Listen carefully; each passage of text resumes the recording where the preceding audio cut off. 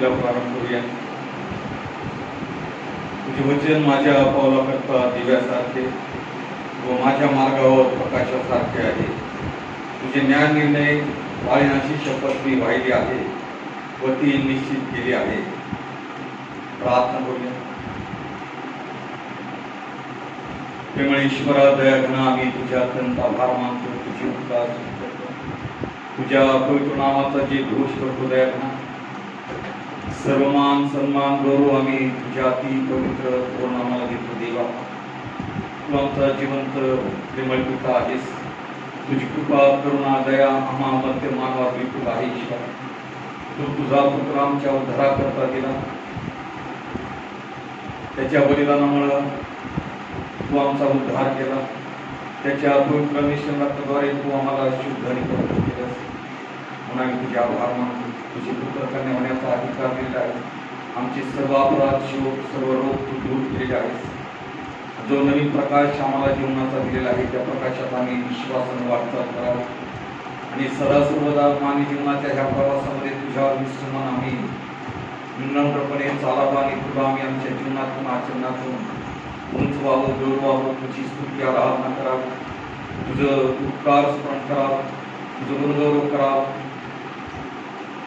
असा आशीर्वाद आम्हा प्रत्येक लेकराला देशभर या भयंकर महामारीच्या प्रसंगात दे. बाप्पा, तू आम्हा सर्व लेकरांचा सांभाळ करतोस, आरोग्य देतोस, सर्व गरजा कठीण परिस्थितीमध्ये पुरवतोस. म्हणून आम्ही तुझे अत्यंत आभार मानतो. पुन्हा एकदा तुझं गौरव करण्यास करता दे. बाप्पा, आजचा हा पवित्र वार तू आमच्या जीवनाला लाभू दिला, म्हणून आम्ही तुझे अत्यंत आभार मानतो. या ठिकाणी जरी आम्ही रिक्त आलेलो आहोत तरी दे बाप्पा, पवित्र आत्म्याच्या सामर्थ्याने आम्हा प्रत्येकाला तू स्पर्शित कर आणि येणाऱ्या सप्तकामध्ये तुझी विशेष कृपा आम्हा प्रत्येक लहान थोर लेकराला तू पुरव, अशी तुझ्या चरणी आम्ही नम्रतेची प्रार्थना करतो. आज जगभरामध्ये जे थोडेसे प्रार्थना, उपासना, आराधना चालू असतील त्या सर्व प्रार्थना तुझ्या गौरवात तू सफळ संपन्न कर. प्रभू देवा, आम्ही दुर्बळ मामा आहोत. आमच्या दुर्बलतेमुळे, अशक्तपणामुळे आमच्या हातून कळत नकळत घडलेल्या सर्व पापांची आम्हाला क्षमा कर. प्रार्थना ऐकली म्हणून आम्ही तुझे आभार मानतो. मी तू आपल्या पवित्र हातामध्ये घे. तारणारा उद्धार प्रवेश ख्रिस्त याच्या गोड आणि प्रेमात मागत आहे म्हणता येते. आमेन. परमेश्वराच्या गौरवात आपण गीत गाऊया आणि उपासना संगीतामधून गीत क्रमांक 283, हर्ष वाटतो, बहुत हर्ष वाटतो, माझा आत्मा येशूकडे पाहत राहतो. हे गीत आपण सर्व मिळून म्हणूया, परमेश्वराचा गौरव करूया. हर्ष वाटतो, बहुत हर्ष वाटतो, हर्ष वाटतो, बहुत हर्ष वाटतो, माझा आत्मा येशूकडे पाहत राहतो, माझा आत्मा येशूकडे पाहत राहतो. येशू तारितो हो मला, येशू तारितो, येशू तारितो हो मला, येशू तारितो, यामुळेच माझा जीव बहु आनंदतो, यामुळेच माझा जीव बहु आनंदतो. प्रेम दावितो हो येशू, प्रेम दावितो, प्रेम दावितो हो येशू, प्रेम दावितो, प्रेमानेच लहान थोरा तो बोलावितो, प्रेमानेच लहान थोरा तो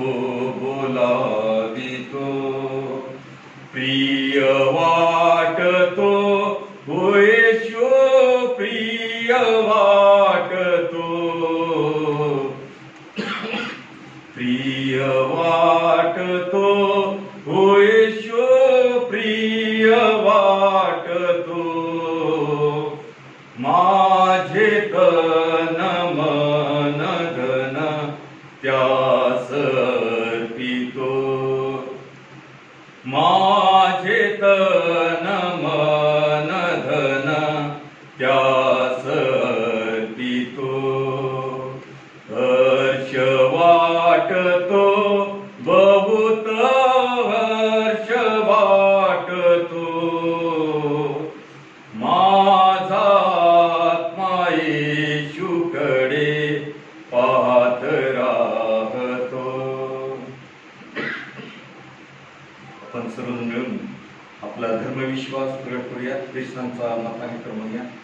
सर्व समर्थ देव जो पिता आकाश पृथ्वी यांचा उत्पन्न करणारा आणि ईश्वर त्याचा एकुलता एक पुत्र आमचा प्रभू जो पवित्र आत्म्याच्या योगाने गर्भरूप झाला कुमारी मरिया पासून जन्मला ज्याने पंत पिलाताच्या वेळी दुःख भोगिले ज्याला वधस्तंभी दिले जो मरण पावला व ज्याला पुरिले तिसऱ्या दिवशी मिळाल्यामधून पुन्हा उठला स्वर्गात चढला आणि सर्वशक्तिमान देव जो पिता त्याच्या उजवीकडे बसला आहे तेथून जीवितांचा व मेलेल्यांचा न्याय करावयास जो येणार आहे त्याविषयी मी विश्वास धरितो.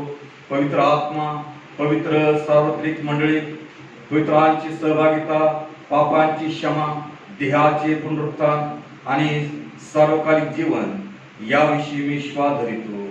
आमेन.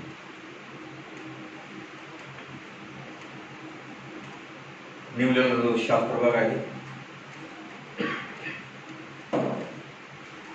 34वा रविवार याचं वाचन मी करतो. मी परमेश्वरावर प्रेम करतो कारण तो माझी विनवणी ऐकतो. त्याने आपला कान मजकडे लाविला आहे म्हणून मी जन्मभर त्याचा धावा करेन. मृत्यूच्या बंधनाने मला वेष्टी दे अधोलोकच्या यातना मला झाल्या पेच व क्लेश ही मला प्राप्त झाली. तेव्हा मी परमेश्वराच्या नामाचा धावा करून म्हणालो हे परमेश्वरा तुला मी विनवते की माझा जीव मुक्त कर. परमेश्वर कृपाळू व न्यायी आहे. आमचा देव कनवाळू आहे. परमेश्वर भोळ्यांचे रक्षण करीतो. मी दिनावस्थेत होतो तेव्हा त्याने माझा उद्धार केला. हे माझ्या जीवा तू आपल्या विश्रांताने परत ये कारण परमेश्वराने तुझवर बहुत उपकार केले आहेत. तू माझा जीव मरणापासून माझे डोळे अश्रूपासून माझे पाय ठेचण्यापासून रक्षिले आहेत. परमेश्वराने मजवर केलेल्या उपकारांचा मी कसा उतराई हो. मी तारणाचा प्याला हाती घेऊन परमेश्वराच्या नामाचा धावा करेन. परमेश्वराला केलेले नवस मी त्याच्या सर्व लोकांसमक्ष फेडेन. परमेश्वराच्या दृष्टीने त्याच्या भक्तांचे मरण अमोल आहे. हे परमेश्वरा मी खरोखर तुझा दास आहे. मी तुझा दास तुझ्या दासीचा पुत्र आहे. तू माझी बंधने सोडली आहेत. मी तुला उपकार स्मरण रूप होमबली अर्पीन. परमेश्वराच्या नामाची घोषणा करेन. मी परमेश्वराला केलेले नवस त्याच्या सर्व लोकांसमक्ष फेडेन. परमेश्वराच्या मंदिराच्या अंगणात हे यरूशलेमा तुझ्यामध्ये ते फेडीन. परमेश्वराचे स्तवन करा. देवा करो वाचली ही सर्व वचनं आम्हा करता आशीर्वादाची कर. त्याच्या पवित्र नामाला मान महिमा आणि गौरव इथून पुढे सदा सर्व काळ असतो. आमेन. दुसरा एक शास्त्र आपण ऐकलं मार्क वर्तमान याचा 5वा अध्याय आणि 35 ते 43 पर्यंतची वचनं आपण ऐकले. मार्क 5 35 ते 43. तो हे बोलत आहे इतक्या सभास्थानाच्या अधिकाऱ्याच्या घराकडून काही माणसे येऊन त्याला म्हणाली आपली मुलगी मरण पावली. आता गुरुजींना त्रास कशाला देता. परंतु येशू त्यांच्या बोलण्याकडे लक्ष न देता सभास्थानाच्या अधिकाऱ्याला म्हणाला घेऊ नको विश्वास मात्र धर. त्याने पेत्र याकोब व याकोबाचा भाऊ योहान यांच्याशिवाय कोणालाही आपणाबरोबर येऊ दिले नाही. मग ते सभास्थानाच्या अधिकाऱ्याच्या घराजवळ आल्यावर ओक्साबोक्सी रडणारे व आकांत करणारे यांचा गोंधळ चाललेला आहे त्याने पाहिला. तो आत जाऊन त्यास म्हणाला तुम्ही का गोंधळ करिता व रडता. मूल मेले नाही झोपेत आहे. तेव्हा ते त्याला हसू लागले, पण त्याने त्या सर्वांना बाहेर घालून दिले आणि मुलीचे आईबाप व आपल्या बरोबरची माणसे यांना घेऊन मुलगी होती तेथे तो आत गेला. नंतर मुलीच्या हातात धरून तो म्हणाला, तलिता कुम, याचा अर्थ मुली मी तुला सांगतो उठ. आणि लागलीच ती मुलगी उठून चालू लागली, कारण ती 12 वर्षाची होती. तेव्हा ते लागलेच अत्यंत आश्चर्यचकित झाले. ते कोणाला कळता कामा नये अशी त्याने त्यांना निक्षून आज्ञा केली आणि तिला खावायला देण्यास सांगितले. देवा करो वचन आम्हाकरता आशीर्वाद. त्याच्या पवित्र नामाला मान, सन्मान आणि गौरव इथून पुढे सदा सर्व काळ असो. यावेळेस आपण मदतीच्या प्रार्थनेकडे वळूया आणि मदतीच्या प्रार्थनेद्वारे आपण आपल्या विनंत्या परमेश्वराला सादर करू.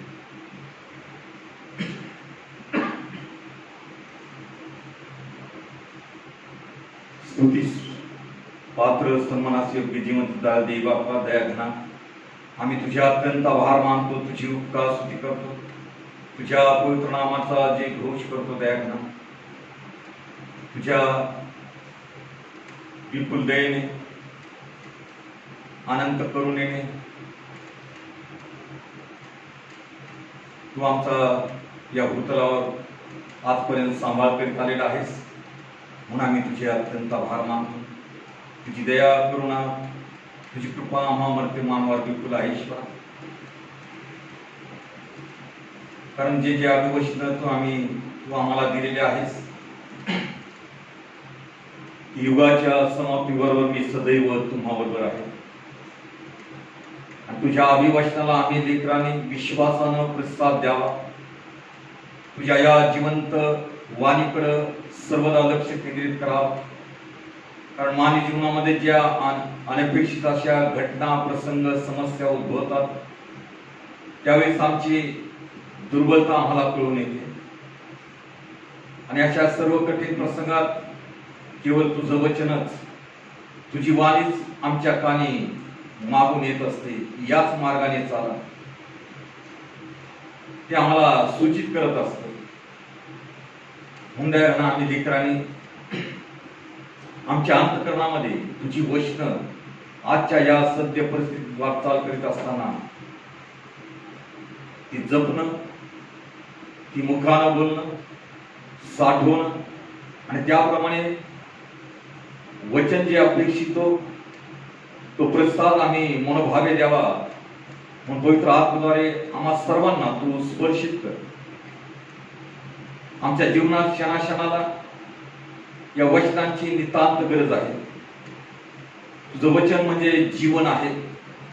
तुझ्या मुखातून, तुझ्या पवित्र मुखातून निघालेला हा सामर्थ्यशाली शब्द आहे. म्हणून आम्ही लेकरांनी मनोभावे परमेश्वराच्या अभिवचनाकडे लक्ष केंद्रित करावं. ते आमच्या मुखात सर्वदा असावे. जीवनाच्या सर्व प्रसंगात वाटचाल करीत असताना अंतःकरणातून आम्ही ती बोलावी, त्याचं स्मरण आम्ही करावं. कारण त्यातून मानवी जीवनाला मोठं सामर्थ्य प्राप्त होतं. तो देव आम्हाबरोबर आहे. पवित्र आत्मा आम्हाला मार्गदर्शन निश्चित करणार. आणि आजच्या या सद्य परिस्थितीमध्ये आम्हा प्रत्येक लेकरांनी जागृत होऊन तुझ्या अभिवचनात वाढणं आणि राहणं फार महत्वाचं आहे. या मंडळीवर तुझा आशीर्वाद आहे. सर्वांना सुखी समाधानी ठेवतोस. मागील सप्तकामध्ये जी घटना घडली ईश्वरा एका कुटुंबामध्ये, आणि त्या लेकरांचं तू सहाय्य केलंस. फार कठीण प्रसंगातून तू त्यांना पवित्र आत्म्याद्वारे मार्गदर्शन केलंस आणि अनेक मदतीचे हात त्यांच्याकरता तू पुढे केलेस. आणि प्रभुदेव बाप्पा, त्या मातेला तू आरोग्य दिलंस, म्हणून आम्ही तुझे अत्यंत आभार मानतो. या कठीण प्रसंगातून वाटचाल करीत असताना त्यांच्या लेकरांचं देखील तू सहाय्य केलंस, मार्गदर्शन केलंस. त्या लेकराने देखील मनोभावे आपल्या मातेचा सांभाळ केला, कारण तू त्यांच्याबरोबर होतास ईश्वर. आणि आज त्यांना तू त्यांच्या जीवनात तुझा हर्ष निर्माण केलास. तू आम्हाबरोबर आहेस, तू आम्हाला चालवतोस.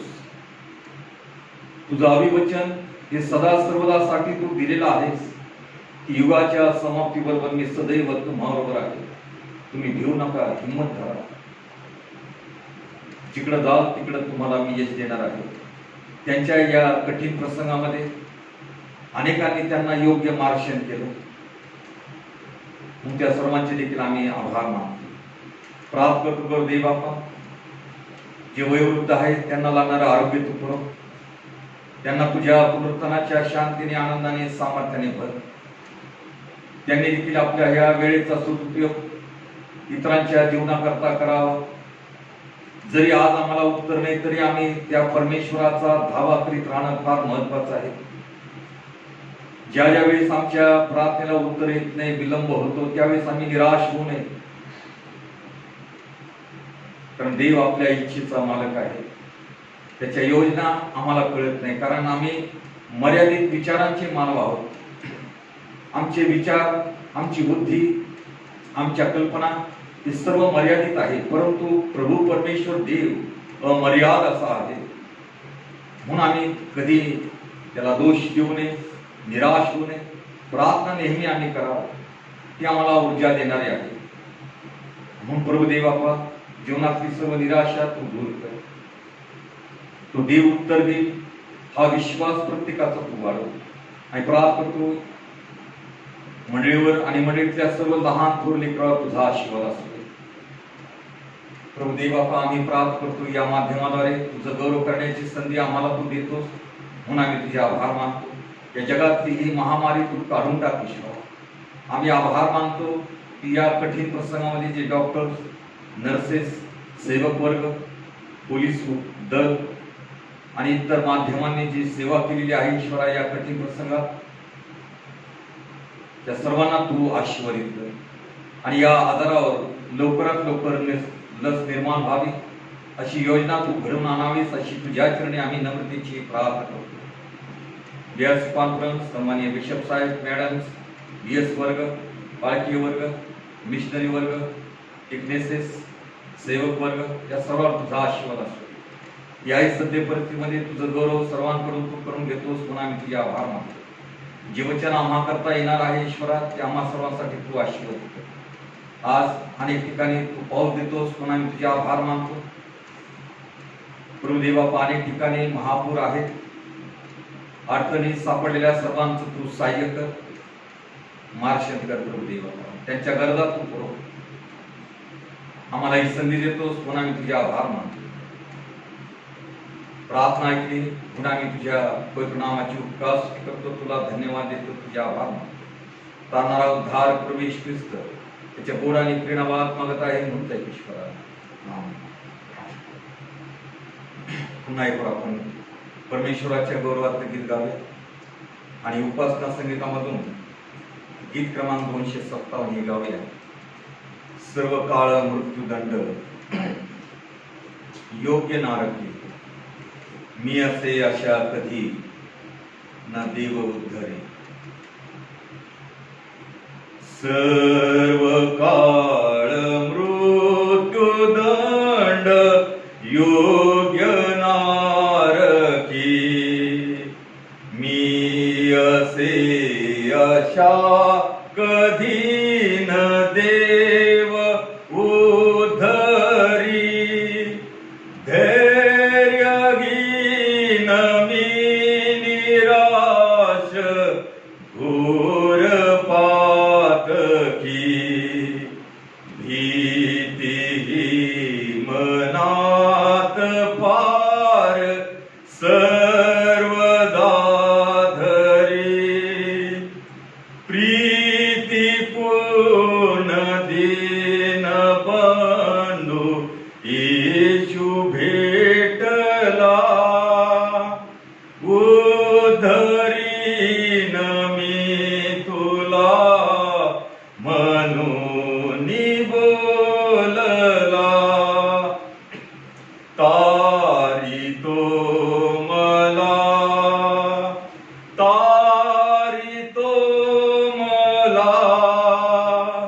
मी सवीन नित्यतया तारितो मला गोड शब्द जे स्वतःच येशू बोलला मी कदापि टाकणार नाही पापिया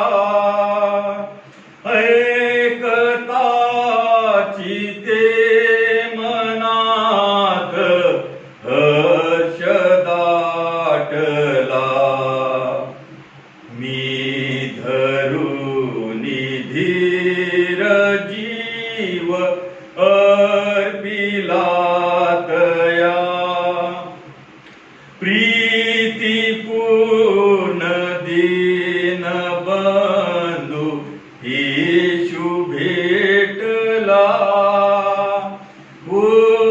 उद्धरीन मी तुला म्हणून बोलला तारितो मला तारितो मला मी स्तवीन नित्यतया तारितो मला पाप भार रोग शोक सर्व वाहिले मृत्यू भीती आणि दंड हे निवारिले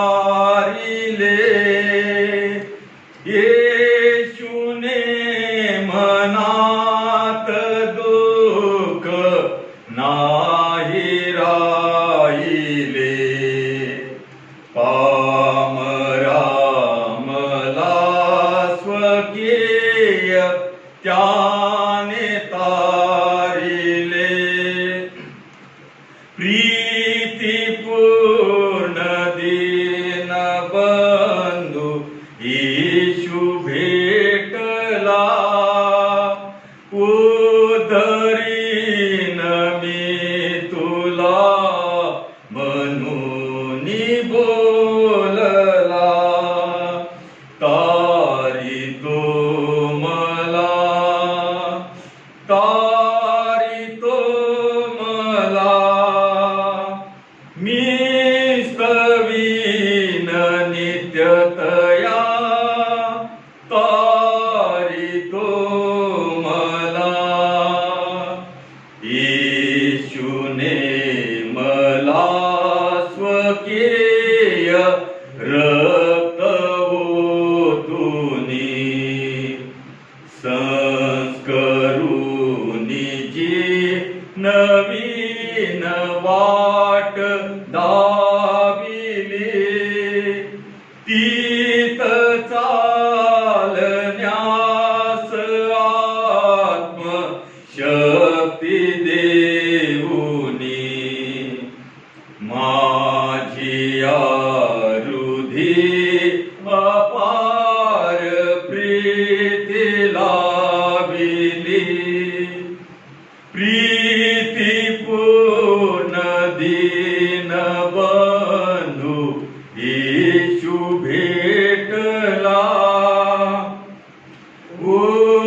उद्धरीन मी तुला म्हणून बोलला तारितो मला तारितो मला मी स्तवीन नित्यतया तारितो मला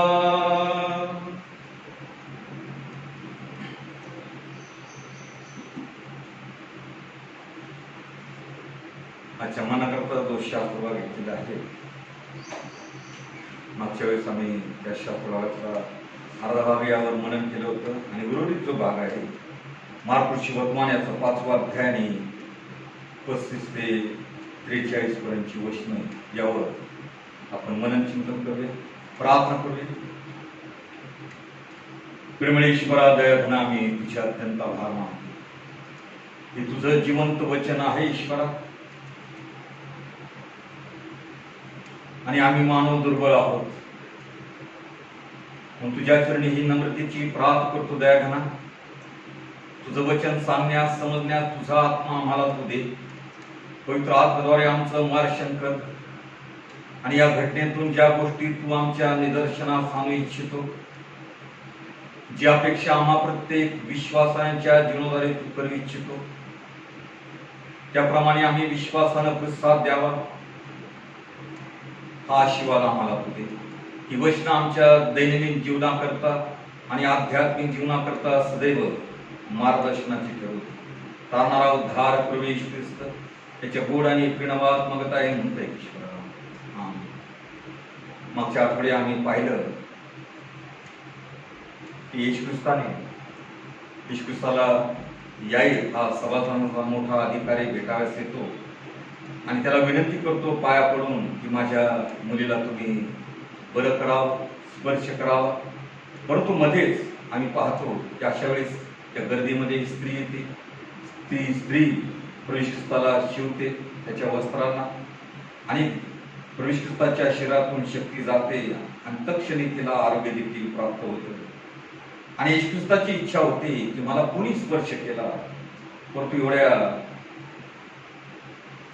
हजारोच्या जमामध्ये असताना प्रभू ख्रिस्ताला कोणी स्पर्श केला हे शिष्य देखील सांगू शकत नव्हते.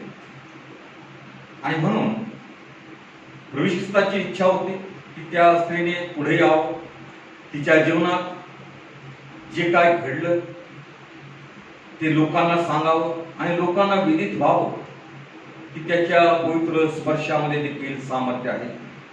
तो कोण आहे, त्याला काय अधिकार आहे, याकरता प्रभू ख्रिस्ताने त्या ठिकाणी विलंब लावला. आणि विलंब लावल्यानंतर आम्ही पाहतो की याईरच्या घरातून माणसे येतात. त्याला ते इशारा करून सांगतात की आता गुरुजीला त्रास देऊ नका, मुलगी मेली आहे. तरी देखील त्याला आशा आहे. तो येशू ख्रिस्ताला विनंती करत आहे आणि येशू ख्रिस्त त्याला म्हणत आहे की तू थांब. येशू ख्रिस्त त्याला म्हणत आहे विश्वास धर, थांब. आणि म्हणून याईरला कळत नव्हतं काय करावं काय नाही. प्रभू ख्रिस्ताचं सामर्थ्य त्याने क्षणात अनुभवलं होतं, आणि त्या अनुभवातून त्याच्या जीवनात हा विश्वास निर्माण व्हावा की येशू ख्रिस्त त्याच्या मुलीला देखील बरं करू शकतो. जरी उशीर होत आहे तरी त्याचा विश्वास वाढावा. त्याला एक वेगळं शिक्षण प्रभू ख्रिस्त अशा कठीण समयामध्ये देत होता. परंतु ज्या विश्वासाने हा याईर आला होता, ज्यावेळेस त्याला आपल्या लोकांकडून कळतं की मुलगी मेली आहे, आता त्रास देण्यात काही अर्थ नाही, तो आणि येशू ख्रिस्त म्हणत आहे की तू विश्वास धर. तो विश्वास कसा धरत? आता सर्व काही संपलेलं आहे.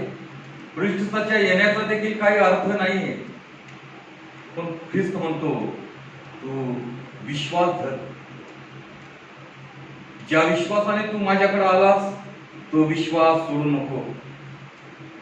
आणि मग तिघा शिष्यांना घेऊन प्रभू ख्रिस्त त्याच्या घरी जातात. ते तिथे मोठा गोंधळ आहे. तिथं हा अधिकारी श्रीमंत होता याईर. त्यांनी भाडेकरू आणले होते रडणारे, आणि ते रडणाऱ्या लोकांचा आकांत गोंधळ चाललेला होता. मोल देऊन त्यांनी त्या लोकांना आणलं होतं. काही ठिकाणी मी बारामतीमध्ये असताना संध्याकाळच्या वेळेस गावामध्ये जात असताना एका मोठ्या हॉलमध्ये अतिशय रडण्याचा आवाज येत होता. आणि म्हणून मी त्या ठिकाणी बघितलं तर सर्वत्र अंधार होता त्या हॉलमध्ये, आणि पांढऱ्या साड्या परिधान केलेल्या काही स्त्रिया रडत होत्या. त्यांच्या मुखाला पट्ट्या बांधलेल्या होत्या, आणि तो संध्याकाळचं नीरव शांतता असते. आणि मी तिथून जात असताना तो आवाज फार भेसूर वाटला, भीतीदायक वाटला. एकदम रडण्याचा, विव्हळण्याचा, आकांत करण्याचा तो आवाज. आजही काही ठिकाणी ही प्रथा आहे, प्राचीन काळची ही प्रथा की भाडेकरू आणले जातात आणि ते शोक करतात. त्या प्रकारचा शोक याईच्या घरामध्ये चाललेला होता आणि येशू ख्रिस्त आपल्या शिष्याने घेऊन त्या ठिकाणी आलेला आहे. प्रभू ख्रिस्ताला या घटना सर्व माहीत होत्या. आम्ही पाहतो की तो अंतर्ज्ञानी होता. त्याला ठाऊक होतं की मुलगी झोपलेली नाही, मुलगी मेलेली नाही, मुलगी झोपलेली आहे. पण तो लूक त्या ठिकाणी म्हणतो 8व्या अध्यायात आणि 53 ते 55 मध्ये की तिचा आत्मा परत आला, म्हणजे मुलगी मेली होती. प्रभू ख्रिस्ताने मरणापासून तिला केव्हाच वाचवलेलं होतं. ती मुलगी खरोखर मेली होती, कारण लूक म्हणतो की तो तेव्हा तिचा आत्मा परत आला. ज्यावेळेस येशू ख्रिस्ताने विचारलं त्यावेळेस लोक हसले, तुम्ही का रडता? आणि येशू ख्रिस्ताने उत्तर दिलं त्यांना की ती मुलगी मेलेली नाही, जिवंत आहे. या ठिकाणातून आम्हाला एक विचार आमच्या समोर येतो की प्रभू ख्रिस्ताने या आधी अनेक चमत्कार केले, आजारी, भूतग्रस्त, अनेक प्रकारच्या लोकांना त्यांनी बरं केलेलं आहे आणि यावर त्याचा अधिकार आहे हे लोकांना दाखवून दिलं. परंतु या ठिकाणी जी घटना आहे, मरणावर देखील त्याचा अधिकार आहे हे आमच्या निदर्शनास येतं. जीवन आणि मरण हे त्याच्याच हातामध्ये आहे, कारण केवळ येशू ख्रिस्ताचीच वाणी त्या मरणाऱ्या व्यक्तीपर्यंत पोहोचते, दुसऱ्या कोणाची नाही. जे पवित्र आत्म्याने प्रेरित आहे, ज्यांना देवाने निवडलं, आत्म्याचं सामर्थ्य पुरवलं, त्यांनी त्याच्या नावाने जो धावा केला, ख्रिस्तांच्या कृत्यामध्ये आम्ही पाहतो की तिथे मरणातून उठवलेले लोक आहेत. परंतु प्रभू ख्रिस्ताचीच वाणी मरणाऱ्या लोकांच्या पर्यंत पोहोचते आणि विश्वास ठेवणाऱ्यासाठी मरण निद्रेसारखं आहे. थेसलोनिकरास पहिले पत्र त्याचा 4 अध्याय 13 आणि 14 वचनामध्ये तो संदर्भ दिलेला आहे की विश्वास ठेवणाऱ्यासाठी मरण निद्रेसारखं आहे, झोपेसारखं आहे, विसाव्यासारखं आहे. या ठिकाणी पुन्हा एक बार तो पेत्राला विनंती करत असेल, येशू ख्रिस्ताला विनंती करत असेल आणि ते त्याला सांगत असतील की थांब, थोडा वेळ थांब, त्याचा विश्वास वाढावा. म्हणूनच येशू ख्रिस्त त्याला उशीर करत आहे. या ठिकाणी आणखीन एक समविचार असा दिसतो की जी स्त्री 12 वर्ष या आजाराने पीडित होती,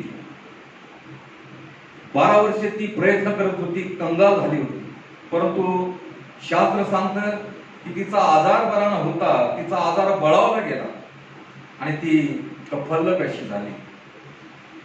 12 वर्षाच्या पिढीतून प्रभू ख्रिस्ताने तिला बरं केलेलं आहे. आणि या ठिकाणी आम्ही पाहतो की ज्यावेळेस तो घरामध्ये प्रवेश करतो, तो म्हणतो त्या लोकांना की मूल मेले नाही, झोपेत आहे.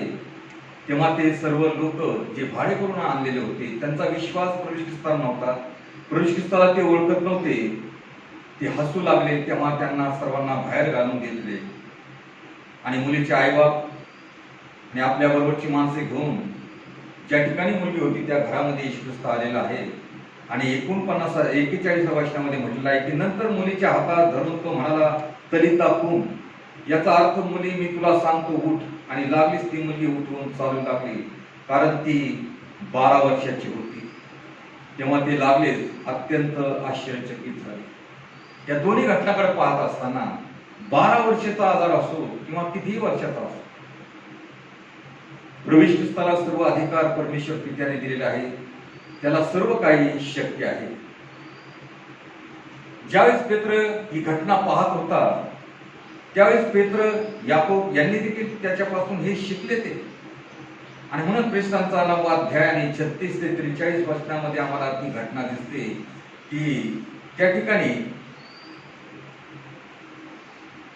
तबिथा नावाची जी स्त्री होती ती मरण पावलेली आहे आणि पेत्राने तिला येशूच्या नावात जिवंत केलेलं आहे.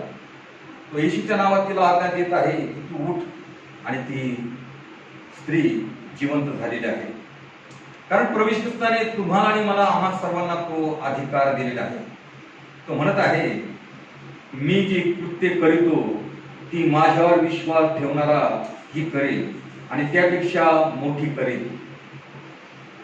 योहान 14 आणि 12 वचनामध्ये तो म्हणत आहे, जर आमचा विश्वास त्या ख्रिस्तावर केंद्रित आहे, त्या विश्वासासाठी आम्ही नित्य प्रार्थना करीत राहणं गरजेचं आहे. आमच्या जीवनात ज्यावेळेस अचानक एखादा प्रसंग घडला जातो, ज्याची आम्ही कधी अपेक्षा केलेली नसते, विचार केलेला नसतो, आणि अशा या अनपेक्षित अशा घटनेमध्ये आमच्या अंतःकरणातून विचारावा, हे कसं काय घडलं, असं का व्हावं, अनेक प्रश्न उद्भवतात. आणि अशा कठीण प्रसंगामुळे आमचा विश्वास देखील डळमळतो. परंतु आम्ही त्या ख्रिस्तावर विश्वास ठेवणं, जीवन जगणं फार महत्वाचं आहे. आमच्या जीवनात आम्हाला बऱ्याच अपेक्षा असतात.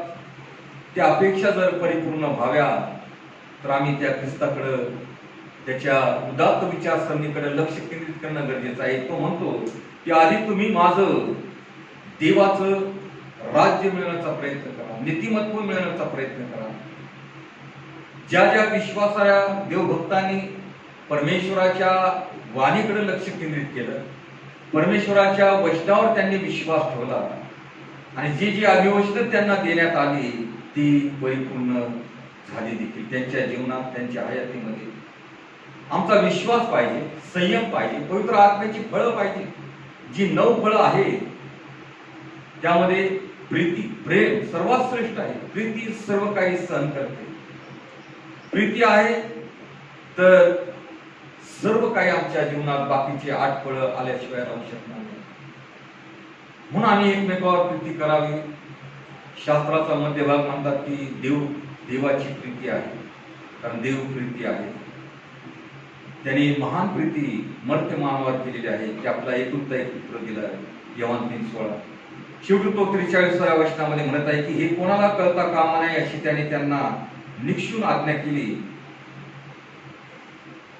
ज्यावेळेस आम्ही या वचनाकडे पाहतो त्यावेळेस तो म्हणतो की कोणालाही कळवू नका. आज जर एखाद्या व्यक्तीकडून असा चमत्कार घडला तर काय होईल? त्याची वार्ता सर्वत्र पसरली जाते, आणि मग काय करतात? त्यालाच देव मानतात. तो मनुष्यच आहे, मर्त्य मानवच आहे, परंतु देवाचं स्थान त्याला दिलं जातं. शास्त्रा नवीन करारामध्ये ख्रिस्तांच्या कृत्यामध्ये बर्नबा आणि पाऊल यांना देखील ज्युपिटर आणि तिथली देवतांचं नाव देण्यात आलं. हे देव आहेत, आमचे देव आहेत. ते बली अर्पण करण्यास देखील तयार झाले. जी मानसिकता प्राचीन काळी होती ती आज देखील आहे.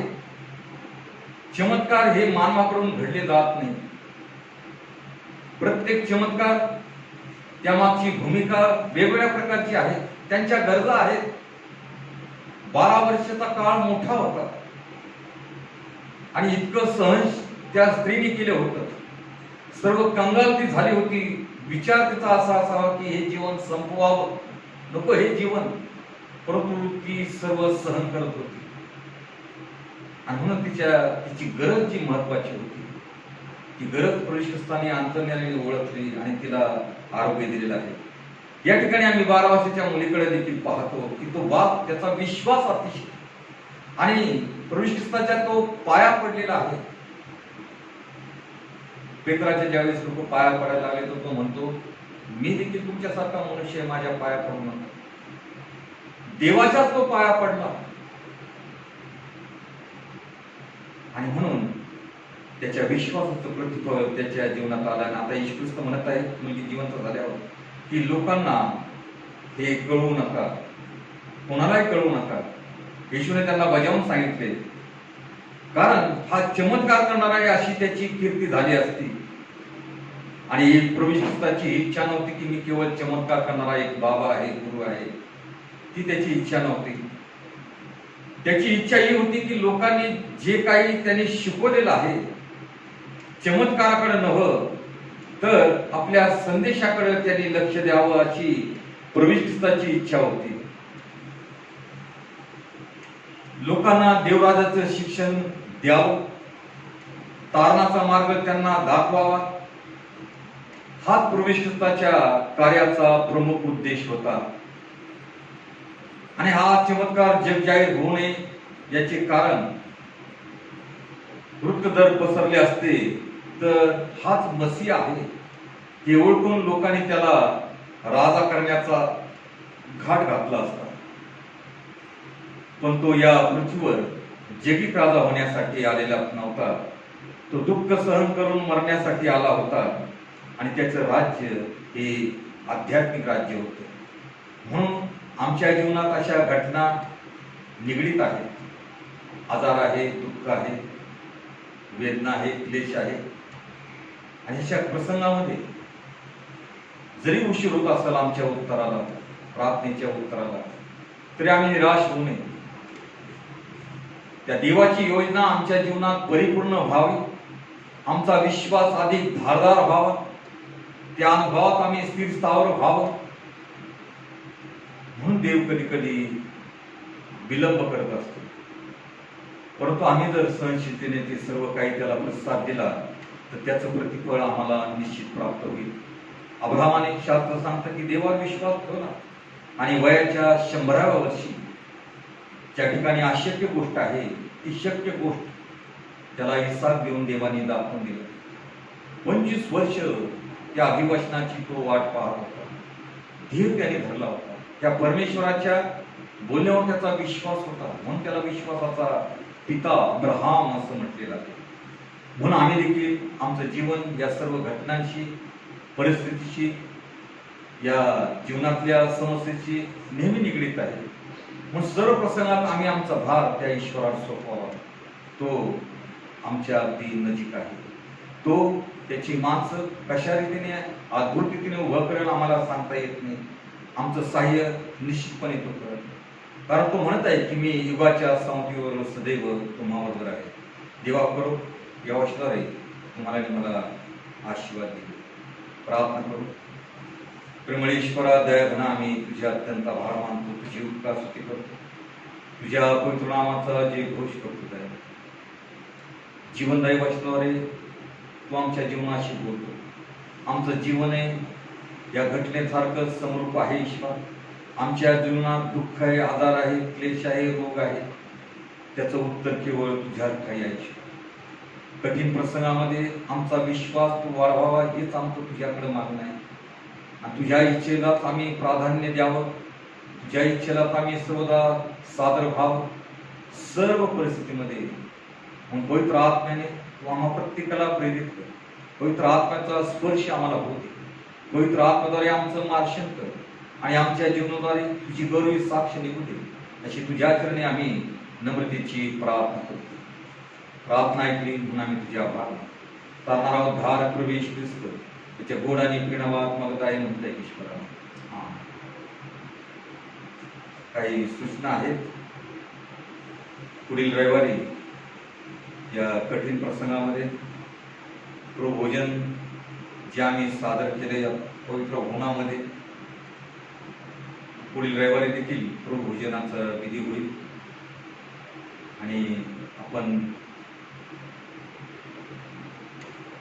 ज्याप्रमाणे मागच्या वेळी सहकार्य केलं त्याप्रमाणे आपण तयारीत राहावं अशी मी आपल्या सर्वांना विनंती करतो. आपलं चर्च फंड उपकासुदान देण्याची कृपा करावी. कारण home mission, child care mission आणि मिशनरी फंड हे आपल्याला संस्थेला द्यावायचे आहेत. म्हणून कृपा करून आपण मदतीचा हात द्यावा अशी आपणास पुन्हा एक नम्रतेची प्रार्थना. ज्यांचे डब्याचं दान बाकी आहे त्यांनी देखील ते डबे पोहोच करावेत अशी आपणा सर्वांना मी विनंती करत आहे. आणि 5 सप्टेंबर पुढील जो रविवार येतो किंवा सोमवारी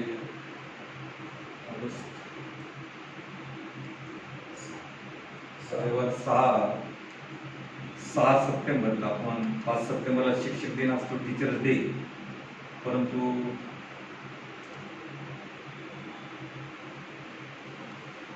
टीचर्स डे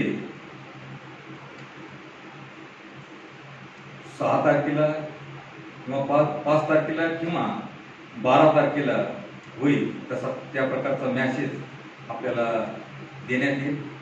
कारण पुढील रविवारी प्रभूभोजन देखील येतं, त्याला परत भक्तीला विलंब होईल. याकरता टीचर्स डे हा 12 तारखेला आपण करण्याचं निश्चित करूया. त्याप्रमाणे आपल्याला सूचना देखील देण्यात येईल. यावेळेस गीत गात असताना आपण आपलं दान परमेश्वराला अर्पण करूया आणि उपासना संगीतामधून गीत क्रमांक 506 याचं पहिलं आणि शेवटचं चरण गात असताना आपण आपलं दान परमेश्वराला अर्पण करूया. तन मन धन प्रभू तव चरणी. तन मन धन प्रभू तव चरणी. तन मन धन प्रभू तव चरणी. सकल तुझे तोची दिलेसी. सकल तुझे तोची दिलेसी. अघटित तव करणी. तन मन धन प्रभू तव चरणी. माझे ते मीच मिळविले. माझे ते मीच मिळविले. समजत से अभिमाने पूर्वी. समजत से अभिमाने पूर्वी. आता खेद मनी. तन मन धन प्रभू तव चरणी. वाट खरे पण जीवन मम तो. वाट खरे पण जीवन मम तो. शरणागत मी पतित तो लागा. शरणागत मी पतित तो लागा. जय दे भवतरणी. तन मन धन प्रभू तव चरणी. दानवाश्रमाला प्रेमणेश्वरा दयाघन आम्ही तुझे अत्यंत आभार मानतो. तुझी उपकार स्तुती करतो. तू आमची काळजी घेतोस, आमच्या गरजा पुरवतोस, आरोग्य पुरवतोस, तुझ्या कृपाछत्राखाली सुरक्षित ठेवतोस. या सर्व तुझ्या दयेबद्दल, चांगुलपणाबद्दल आम्ही मनभावे तुझे आभार मानतो. तुला सर्व काही शक्य आहे ईश्वर. सामर्थ्य तुझंच आहे आणि वात्सल्य देखील तुझ्या ठाई आहे दयाघना. म्हणून आम्ही प्रार्थना करतो प्रभू देवापा, आम्हा दुर्बळ मानवांचा विश्वास तू वाढव. विश्वासाचं दान आम्हाला तू दे ईश्वर. त्या विश्वासात तू आम्हाला स्थिर स्थावर सर्वदा ठेव. अशी तुझ्या चरणी आम्ही नम्रतेची प्रार्थना करतो. तुझ्यावरील प्रीतिस्तव तुझ्या प्रिय लेकरांनी तुझ्या भानराज्यात म्हटलेले आहे त्या दानावर तुझा आशीर्वाद असू दे आणि या दानाचा विनियोग तुझ्या गरुराज्याच्या सेवेसाठी घडू दे. हे दान तू आशीर्वादित केलंस म्हणून आम्ही तुझे आभार मानतो. तारणारा उद्धार प्रभू येशू ख्रिस्त त्याच्या गोड आणि प्रेमात मागत आहे म्हणता ईश्वरा. प्रभूने शिकवलेली प्रार्थना म्हणूया. हे आमच्या स्वर्गातील पित्या, तुझे नाम पवित्र मानले जाव. तुझे राज्य येवो.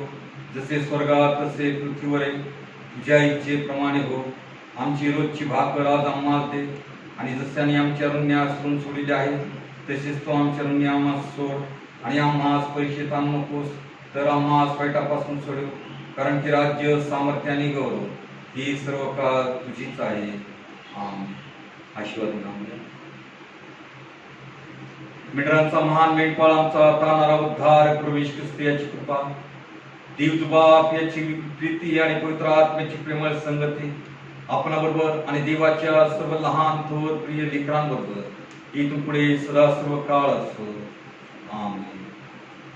सुवंद्य देवा परात्पर स्तवा गोत्याला खालीवर तो बाप पुत्र